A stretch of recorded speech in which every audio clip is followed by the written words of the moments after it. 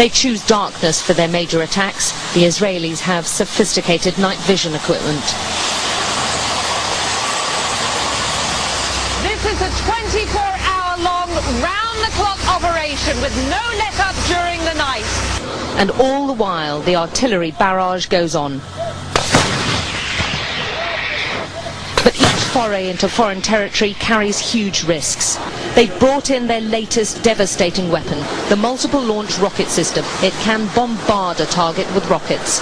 Shoot and scoop, the Americans call it. We'll look at some of the damage the Israeli airstrikes against Hezbollah are causing in Lebanon. Stay tuned. Southern Beirut hit again. 7 massive Israeli airstrikes targeting the Hezbollah stronghold for the first time in several days. Explosions throwing huge plumes of smoke and debris in the air. Among the locations hit, a Shiite Muslim holy site. Most of the people in Tyre fled following several warnings from the Israeli military of increased defensive activity here. Even a blanket warning that any vehicles moving in the area would be targeted.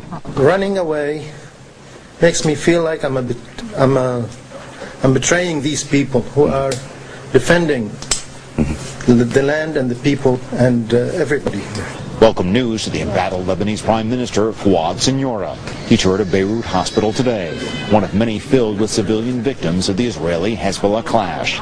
He's hoping the rising casualty count in his country will pressure an international meeting tomorrow in Rome to act. George Bush launched this war. He is Israel's best friend. He's the one giving them the bombs and the planes. So I say to George Bush, order Israel to stop. Order Israel to stop. Why are people like Mel Gibson so confused? Can't they see the difference? I mean, Mel Gibson's a great patriot, a great guy, and a tremendous talent. Yeah, I think with these neocon Catholics, Anthony, they don't want to see it. They're in some are in denial. Others are conspiratorial. Mel Gibson's not a neocon. Oh no, not at all. No. I'm talking about he sees it, but they don't. The neocons don't or won't. That's the difference. But you can't be drinking and have a clear mind. Well, if you care about something at all, and let's say if indulging will enhance any anxiety you might have, it's better not to. We're all humans, so, you know. A lot of Jews in the industry are great people, but the people in these congregations are dumbed down and numbed down by the preachers and the priests who carry on like this. Yeah, they are. I think it's a very deliberate program of propaganda because John Hagee, for example, he meets with the Israelis. He'll go on these junkets to Israel, and he'll meet with members of the Mossad, which is the Israeli CIA. He'll meet with members of the IDF, which is the Israeli Defense Forces. He'll meet with members of Shin Bet, which is the Israeli secret police. And they give him intelligence, they brief him, they encourage him. They don't give him money, he gives them money. They raise millions of dollars from their brainwashed Christian congregations and donate the money to the Israelis. And then the Israelis are killing off the Christians in Israel. These neocon Catholics, they're always singing the praises of Pope John Paul II, what a great pope he is, and he's a saint, and they call him Pope John Paul the Great. And yet, when he spoke out against the approaching war in Iraq before the war started, they disobeyed him. They went against his will, and they used this phony argument. It said, well, it's a prudential judgment to mass murder human beings in the name of Christ. They disobeyed the Holy Father, and they hatched this plot to send Michael Novak over there and argue the case in the Vatican, and the Vatican said, no way, this is against the teaching of the Church. And at the time, Jim Nicholson, who was the American ambassador to the Vatican, and who's a Catholic, set the whole thing up, and it didn't fly, and then Bush went ahead and started the war anyway. George Bush Sr. ordered the U.S. military in an unprovoked attack to open fire on Iraq's civilian population. Using rockets, bombs, and bullets loaded with deadly atomic waste, Bush began the human holocaust.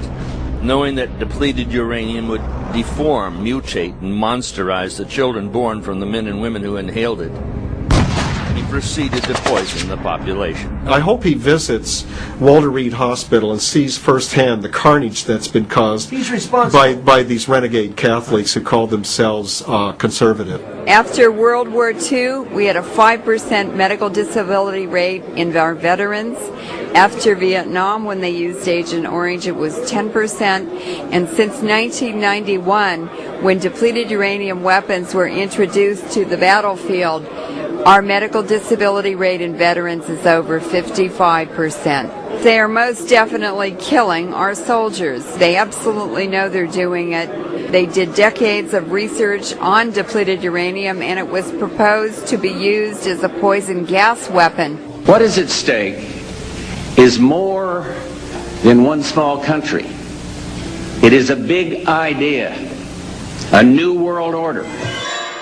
It is a big idea, a new world order, where diverse nations are drawn together in common cause to achieve the universal aspirations of mankind: peace and security, freedom, and the rule of law. Every man and woman in the military who the Bushes sent there are at high risk of bearing a deformed Bush baby. 4 days after the 1998 conference on depleted uranium, the Allies once again began bombing Baghdad. The Vatican's Father Benjamin was there. In December 98, I was in Baghdad, where we filmed the bombing from the Al Rashid Hotel.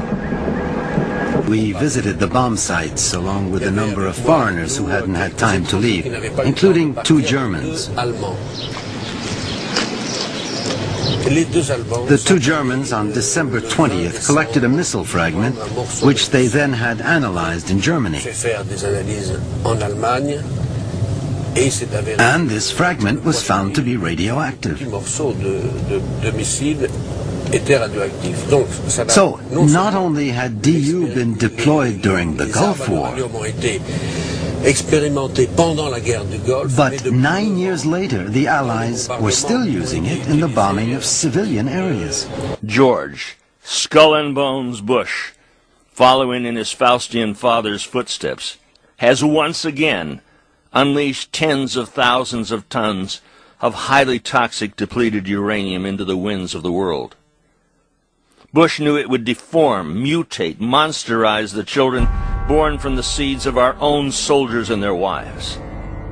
Unlike the legendary Dr. Frankenstein, who performed his experiments and created his monsters from the dead, Bush's Frankensteinian military experimenters have performed their experiments and created their monsters from the living. The horrifying results of this madness are the Bush babies. These Bush babies, whose DNA has forever been altered, are a legacy to George W. Bush, his father, and their ungodly brotherhood of death. What so much of this administration has been about is lawlessness. Just plain lawlessness. The idea that the law does not apply to us. Two-branch Cheney, Abu Ghraib, the Geneva Accords, Alberto Gonzales, illegal surveillance. Forget the Constitution. It's about lawlessness. What do you mean, forget the Constitution? I mean, try habeas corpus.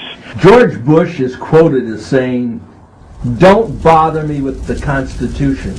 It's just another goddamn piece of paper." Doesn't the Christian conservative movement in this country understand what loathing he has for our basic Bill of Rights? These neocon Catholics have been co-opted, and they have, secondly, compromised on their theology, on the faith that they profess to be as Catholics. It's going to create a certain lack of perception in other things. We are so pleased to have the president here. What an honor. God bless that man.